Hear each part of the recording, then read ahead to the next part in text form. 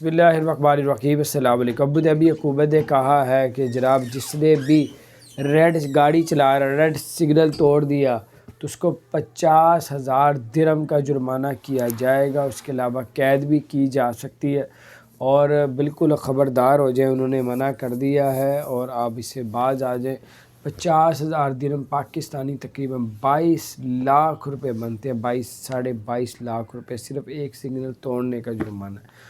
تو بہرحال احتیاط کریں، اللہ تعالیٰ آپ لوگوں کے لیے آسانیاں پیدا فرمائے، اللہ پاک خوش رکھے، سلامت رکھے، اللہ تعالیٰ آپ سب کو اور ہم سب کو ہر طرح کی نعمتوں سے نوازے۔ اور اگر آپ نے ہمارے چینل کو سبسکرائب نہیں کیا ضرور سبسکرائب کر دیں، بیل آئیکن پریس کر دیں تاکہ نئی سی اپڈیٹس آپ تک پہنچتی رہے۔ اللہ تعالیٰ آپ سب کو اور ہم سب کو ہر طرح کی مصیبتوں سے آفتوں سے اللہ اپنی پناہ میں رکھے۔ السلام علیکم ورحمۃ اللہ وبرکاتہ۔